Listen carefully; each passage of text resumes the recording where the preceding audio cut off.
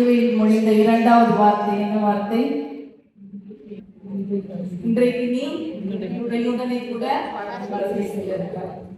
முதலாம் வார்த்தையில் ஒரு பொதுவான மன்னிப்பை அனைவருக்கும் வழங்கினார்.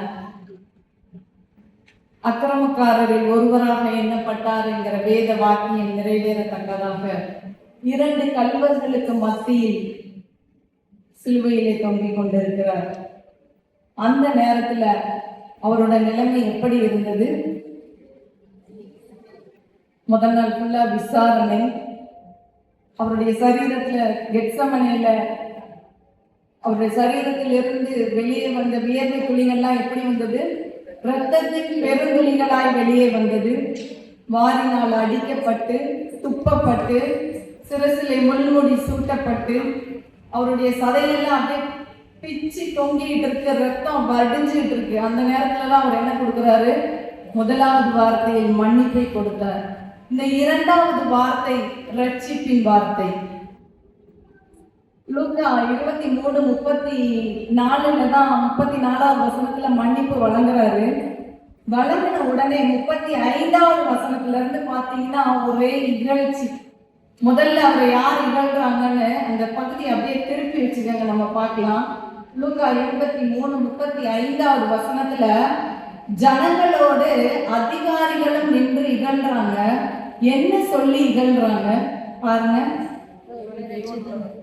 இவன் தேவனால் தெரிந்து கொள்ளப்பட்ட கிறிஸ்துவானால் தன்னைத்தானே ரட்சித்துக் கொள்ளட்டும். அப்படின்னா என்ன அர்த்தம்? அவரையே ரட்சிக்க முடியல, இவர் எங்க மற்றவங்களை ரட்சிக்க முடியும். அடுத்த வசனத்துல பாத்தீங்கன்னா யார் இகழ்றது? போர் சேவகர் இகழ்றாங்க. அவங்க என்ன சொல்றாங்க? நீ யூதரின் ராஜாவானால் உன்னை யூதருக்கு ராஜான்னு சொல்றீங்களா, நீ உன்னையே ரட்சித்துக்கொள், அவரால் ரட்சிக்க முடியாதுன்னு அடுத்து போர் சேவகர் இகழ்றாங்க. அடுத்தது இந்த சிலுவையில் அறையப்பட்ட கல்லர்கள். இதுல பாத்தீங்கன்னா லூக்கா மட்டும்தான் ஒருவன் இகழ்ந்தான், மற்றவன் அந்த ரட்சிப்பை கேட்டான்னு இருக்கும். ஆனா மற்ற சுவிசேஷங்கள் எல்லாமே பாத்தீங்கன்னா 2 கல்வர்களும் இகழ்ந்தார்கள்னு இருக்கும். அப்ப இதுல அந்த சிலுவையில் அறையப்பட்ட ஒரு குற்றவாளி அவன் என்ன சொல்றான்? 39வது வசனத்துல, நீ கிறிஸ்துவானால் உன்னையும் எங்களையும் ரட்சிப்பார்கள். ஏன் ரட்சிக்க முடியாது ரட்சிக்க முடியாது ரட்சிக்க முடியாதுன்னே அவர் இகழ்ந்துட்டு இருக்கிறாங்க. இப்ப பேசா ஒண்ணு இருக்காங்க. இயேசு எதற்காக இந்த உலகத்துல வந்தார்? நம்ம எல்லாருக்கும் நல்லா தெரிஞ்ச ஒரு வசனம் தான். அவர் எதுக்கு வந்தாரு? இழந்து போனதை தேடவும் ரட்சிக்கவுமே மனுஷகுமாரன் இந்த உலகத்துக்கு வந்தார். லூக்கா 19:10 சொல்றாரு.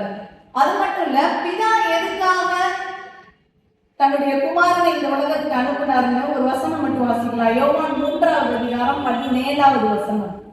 யோவான் 3:17. உலகத்தை ஆக்கினைக்குள்ளாக தீர்க்கும்படி தேவன் தம்முடைய குமாரனை உலகத்தில் அனுப்பாமல் அவராலே உலகம் ரட்சிக்கப்படுவதற்காகவே அவரை அனுப்பினார். இப்ப பிதா எதுக்கு குமாரன் அனுப்பினாரா?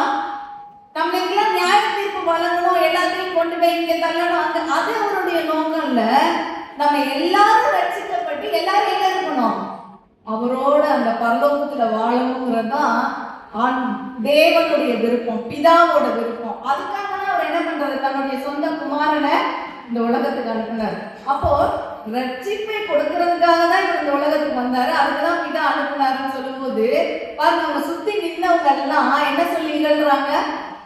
இவரையே இவரால் ரட்சிக்க முடியல, இவர் எப்படி நம்மளே ரட்சிக்க முடியும்? எப்படி ரட்சிக்க முடியும்? எப்படி ரட்சிக்க முடியும்? ஜனங்கள், அதிகாரிகள், போர் சேவகர்கள், கூட இருந்த கல்லர் எல்லாருடைய வார்த்தை இதுதான், அவரால் ரட்சிக்க முடியாது. ஆனா அந்த நேரத்துல ஒருத்தர் மட்டும் நம்புறான். யாரு? கூட இருக்கிறாங்க ஒரு கல்லை மட்டும் நம்புறான். அவன் என்ன கேட்கிறான்? அவன் என்ன சொல்றான் பாருங்க. 23:40வது வசனம் 41வது வசனம் நம்ம பார்த்தோம்னா 40ல பாருங்க, அந்த கூட நிக்கிற மத்தவனை கடிந்து கொள்றான். என்ன சொல்றான்? இந்த ஆட்களுக்கு உட்பட்டவனா இருந்தும் தேவனுக்கு நீ பயப்பட மாட்டியா அப்படின்னு சொல்லிட்டு என்ன சொல்றான்? நம்ம எப்படி தண்டிக்கப்படுறோம்? நியாயப்படி தண்டிக்கப்படுறோம். அதுக்குரிய பலனை நம்ம அடையிறோம். ஆனா இவர் என்ன பண்ணல? தகாதது ஒன்றையுமே செய்யலையே. நம்ம சொல்லுவோம் பொதுவா அந்த கடைசி நேரத்துல இந்த கல்லணை மாதிரி மணந்துரு மாதிரி. என்னன்னா நான் சொல்றேன், இந்த கல்லனுக்கு அப்பையில இருந்து அவன் யோசிச்சுட்டே இருக்கான். ஏன்னா ஒரு பழமொழி சொல்லுவாங்க, பாம்பின் கால் பாம்பறியும். அப்ப இவரும் ஒரு திருடனாவோ ஒரு கள்ளனாவோ இல்ல தகாத காரியத்தை செய்யறவராவோ இருந்தா நிச்சயமா அவனுக்கு என்ன பண்ணிருக்கோம்? பொதுவாக போலீஸ்காரங்களுக்கு என்ன தெரியும், எது எது எங்க யார் யார் எங்க என்ன பண்ணிருப்பாங்க. அதே மாதிரி ஒரு விஷயத்த ஒருத்தனை பிடிச்சிட்டா போதும் அவன் என்ன பண்ணுவான், எல்லாரும் எங்க இருக்காங்கன்னு சொல்லிடுவோம்.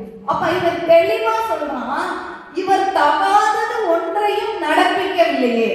அப்ப இவனுடைய மனசாட்சி எல்லாமே நல்லா யோசிச்சு பார்க்கறான். அவனோட அந்த காலத்துல இருந்து அப்ப நிச்சயமா இவன் ஒரு திருட்டு வேலை செஞ்சுட்டு இருக்கும்போது அங்க இயேசுவை பார்க்கும்போது இவனுக்கு என்ன தெரிஞ்சிருக்கும், இவர் ஒரு பரிசுத்தவான், இவர் ஒரு நீதிமான் என்பதை அவன் தெரிஞ்சிருக்கும் அவனுக்கு. அதனாலதான் அவன் இங்க தெளிவா சொல்றான்.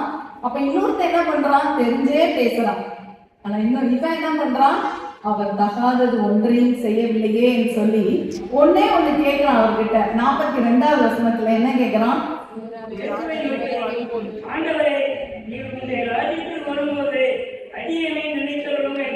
ராஜ்யம், யூதருடைய ராஜான்னு எழுதி வச்சு கிண்டல் பண்ணிட்டு இருக்காங்க. ஆனா அது உண்மைன்னு என்ன பண்றான், ப்ரூவ் பண்றாங்க. கேட்கிற வார்த்தையை பாருங்க, எவ்வளவு ஒரு அழகான வார்த்தை. நீர் உங்களுடைய ராஜ்யத்தில் வரும்போது, அது என்ன அவருடைய ராஜ்யம், அவருடைய ராஜ்யம் எப்படிப்பட்டது? ரோமர் 14:17 அழகா சொல்லுது. யாராவது ஒருத்தவங்க எடுத்தவங்க வாசிக்கலாம். ரோமர் 14:17. ராஜ்யம் புசிப்பும் குடிப்பும் அல்ல, அது நீதியும் சமாதானமும் பரிசுத்த ஆவியினால் உண்டாகும் சந்தோஷமுமாய் இருக்கிறது. தேவனுடைய ராஜ்யம் எப்படிப்பட்டதா? அது நீதியுள்ள ராஜ்யம், அது சமாதானம் உள்ள ராஜ்யம், அது பரிசுத்த ஆவியானவர் கொடுக்கிற சந்தோஷத்தினால் உண்டாகிற ராஜ்யம். இததான் அன்னைக்கு அந்த கல்வன் விரும்பினான். இந்த உலகத்துல இவ்வளவு நாள் நான் ஒரு கேடுகெட்ட வாழ்க்கை வாழ்ந்துட்டேன், இனிமே இந்த கேடுகெட்ட வாழ்க்கை எனக்கு வேண்டாம். எனக்கு எப்படிப்பட்ட ஒரு வாழ்க்கை வேணும், அவருடைய ராஜ்யத்துல போய் வாழ்ற வாழ்க்கை எனக்கு வேணும். அவருடைய ராஜ்யம் நீதியும் சமாதானமும் பரிசுத்த ஆவியானவர் கொடுக்கிற சந்தோஷம் நிறைந்த ஒரு வாழ்க்கை என்பதை அவன் கண்டுகொண்டான். எப்படி கண்டுகொண்டான் தெரியுமா? முதலாவது வார்த்தையாக சிலுவையிலே வழங்கிய மன்னிப்பை அவன் பெற்றுக்கொண்டான். அந்த மன்னிப்பை பெற்றுக்கொண்டதனால் இந்த ரட்சிப்புக்கு அவன் கேட்கிறான். இதை கேட்ட உடனே ஆண்டவர் என்ன சொல்றாரு, இன்றைக்கு நீ என்னுடனே கூட பரதீசில் இருப்பாய். இந்த பரதீசுங்கிற வார்த்தை இதுக்கு முன்னாடி இயேசு யூஸ் பண்ணியிருக்கவே மாட்டாரு, அதான் ஃபர்ஸ்ட் டைம் யூஸ் பண்றாரு. அப்ப எந்த இடத்துல நம்ம இந்த மன்னிப்பை பெற்றுக்கொண்டு அவருடைய ரட்சிப்பை கேட்கிறோமோ, அந்த ரட்சிப்பை பெற்றுக்கொள்ளும் பொழுது அந்த ரட்சிப்பை நமக்கு கிடைச்சா உடனே நம்ம யாரோட இருக்கலாம், அவரோடு கூட வாழ்கிற வாழ்க்கை. இந்த பரதீசுங்கிற வார்த்தையை வேதத்துல 3 இடத்துல இருக்கு, 3 இடத்துல தான் இருக்கு. ஃபர்ஸ்ட் இப்ப நம்ம வாசித்த இந்த லூக்கா 23:42 கல்லனுக்கு பரதீசை கொடுக்கிறார். அடுத்ததா வெளிப்படுத்தல் 2வது அதிகாரம் 7வது வசனத்துல ஆவியானவர் சபைகளுக்கு சொல்லுகிறதை காதுள்ளவன் கேட்க கடவன், ஜெயம் கொள்ளுகிறவன் எவனோ அவனுக்கு பரதீசின் மத்தியில் இருக்கிற ஜீவ விருட்சத்தின் கனியை புசிக்க கொடுப்பேன் அப்படின்னு சொல்றாரு. ஜீவ விருட்சம் எங்க இருந்துச்சு? ஜீவ விருட்சம் எங்க இருந்தது? ஏதேன் தோட்டத்துல இருந்தது. அந்த ஜீவ விருட்சத்தின் கனியை கொடுப்பேன்னா என்ன அர்த்தம்? அப்ப நம்மளை அவர் எங்க கொண்டு போய் சேர்க்க போறாரு? ரட்சிப்பை பெற்றுக்கொண்டவங்கள அந்த பரதீஸ், அந்த ஏதேன் தோட்டத்துல முதலாம் ஆதாம் செய்த பாவத்தினால் இழந்து போன அந்த ஏதேன் தோட்டத்து வாழ்க்கையை 2ஆம் ஆதாமாகிய இயேசு நமக்கு பெற்று தந்தார். அதான் அவர் சிலுவையில் அறையப்பட்டு நமக்காக ரத்தம் சிந்தின உடனேயே அந்த பரதீஸ் வாழ்க்கையை யாருக்கு கொடுக்கிறாரு? தன்னை நம்பின, தன்னை விசுவாசித்த, தன்னிடத்தில் ரட்சிப்பை கேட்டு அந்த கல்லனுக்கு அதை கொடுக்கிறார். 3வதாக இந்த பரதீசு என்கிற வார்த்தை 2 கொரிந்தியர் 12வது அதிகாரம் 3வது வசனத்துல இருக்கு. அதை கூட எடுத்தவர்கள் வாசிக்கலாம். 2 கொரிந்தியர் 12:3. அந்த மனுஷன் பரதீசுக்குள் எடுக்கப்பட்டு மனுஷர் பேசப்படாததும் வாக்கு கெட்டாததுமாகிய வார்த்தைகளை கேட்டான் என்று அறிந்திருக்கிறேன். மேன்மை பாராட்டுகிறது எனக்கு தகுதி அல்லவே, ஆகிலும் கர்த்தர் அருளிய தரிசனங்களையும் வெளிப்படுத்தல்களையும் சொல்லுகிறேன். கிறிஸ்துவுக்குள்ளான ஒரு மனுஷனை அறிவேன், அவன் 14 வருஷத்திற்கு முன்னே 3ஆம் வானம் வரைக்கும் எடுக்கப்பட்டான். அவன் சரீரத்தில் இருந்தானோ சரீரத்திற்கு புறம்பே இருந்தானோ அதை அறியேன், தேவன் அறிவார். இந்த இடத்துல பார்க்கிறோம், இந்த பரதீசு என்பது 3ஆம் வானம் என்று குறிப்பிடப்படுகிறது. ஒரு விஷயம் நல்லா தெரியுது, மனிதன் பேசுகிற பாஷை அங்கு இல்லை, மனிதர்கள் அங்கு இல்லை என்பதை இந்த வசனத்தின் மூலமாக நாம் தெரிந்து கொள்ளலாம். மனிதர்கள் செய்கின்ற காரியங்களை அங்க பார்க்க முடியாது. அப்ப அங்க போறவங்க நம்ம சரீரத்தில் இருந்தாலும் சரீரத்திற்கு புறமே இருந்தாலும் எனக்கு தெரியாது.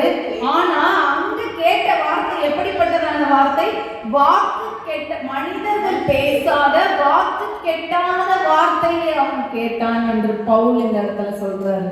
சோ இந்த பரதீசுக்குள்ள நம்ம போகணும் அப்படின்னா மனிதனாகிய இந்த வாழ்க்கையில இருந்து இந்த பாவ மன்னிப்பின் நிச்சயத்தை நம்ம பெற்றுக்கொண்டு அவருடைய ரட்சிப்பை பெற்றுக்கொண்டால் மாத்திரமே அந்த பரதீசுங்கிற வாழ்க்கைக்குள்ளாக நம்ம போக முடியும். ஒரு இடத்துல நம்ம அந்த ஐஸ்வர்யம் லாசரு அந்த உண்மையில நம்ம வாசிப்போம். லாசரு எங்க இருந்தாரு? ஆபிரகாமின் மடியில தேற்றப்பட்டு கொண்டிருந்தார். ஸோ இந்த பரதீசு என்பது ஆபிரகாமின் மடி என்றும் கூட சொல்லப்படுகிறது. ஸோ 3 இடத்துல தான் வேதத்துல இந்த பரதீசுங்கிற வார்த்தை இருக்கு. ஸோ இந்த பரதீசுக்குள்ள நம்ம போகணும்னா நாம் இந்த உலக வாழ்க்கையில நாம் செய்கிற எந்த தவறான காரியங்களோடு கூட இந்த உடலோடு கூட நம்ம அங்க போக முடியாது. அங்கு போகணும்னா ஆண்டவர் தருகிற அந்த ரட்சிப்பை பெற்றுக்கொண்டால் மாத்திரமே அங்கு போக முடியும். அங்க இதுல 2 பேர் அவர் பக்கத்துல இருக்காங்க. 2 பேருக்குமே தெரியும் அவர் திருடன் கிடையாது, அவர் தவறான காரியங்களை செய்யலன்னு தெரியும். ஆனா ஒருத்தன் கிண்டல் பண்ணிட்டே உட்கார்ந்துருக்கான். ஒருத்தன் என்ன பண்றான்?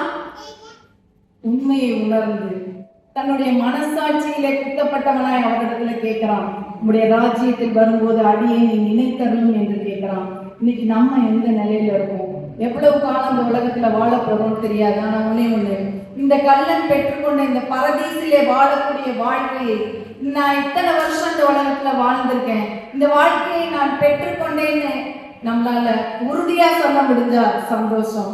அப்படி இல்லை அப்படின்னா இந்த நாளில் ஆண்டவர் நம்மை அழைக்கிறார். நாம் அந்த பரதீசிலே அவரோடு கூட வாழக்கூடிய வாழ்க்கையை நமக்கு கொடுப்பதற்காகத்தான் அவர் இந்த உலகத்திற்கு வந்தார். பிதாவும் அதற்காகத்தான் அவரை இந்த உலகத்துக்கு அனுப்பினார். தேவனுடைய ராஜ்யம் புசிப்பும் குடிப்பும் அல்ல, அது நீதியும் சமாதானமும் பரிசுத்த ஆவியினால் உண்டாகும் சந்தோஷமுமா இருக்கிறது.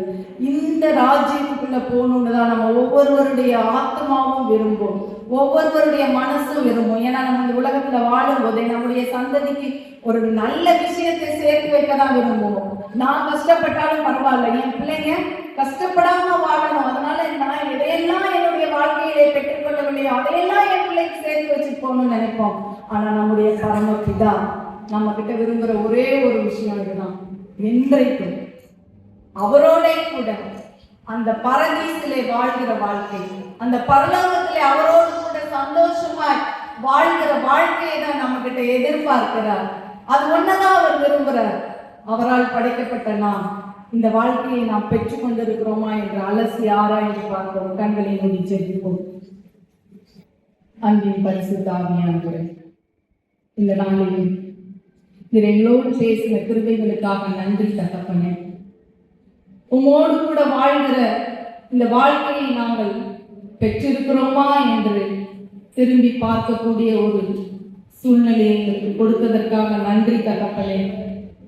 எங்களுக்காக சிலுவையில் அடிக்கப்பட்டு ரத்தம் சொட்டிய நிலையிலும் அந்த மன்னிப்பை வழங்கி ரட்சிப்பையும் எங்களுக்கு கொடுத்த பரம தகப்பன் இந்த வேளையிலும் அப்பா நாங்கள் அந்த ரட்சிப்பை பெற்றுக்கொண்டு உம்மோடு கூட வாழ்கிற வாழ்க்கையை உறுதியாய் பெற்றுக்கொண்ட அந்த நம்பிக்கையோடு கூட இந்த உலகத்திலே ஜீவிக்கக்கூடிய பாக்கியத்தை எங்கள் ஒவ்வொருவருக்கும் கொடுங்க. ஏதாவது ஒரு இடத்திலே நாங்கள் தவறி இருப்போமானால் இந்த நாளிலும் உங்களுடைய சிலுவை ஆண்டவரே எங்களுக்கு இந்த பாக்கியத்தை பெற்றுக் கொடுக்கட்டும்.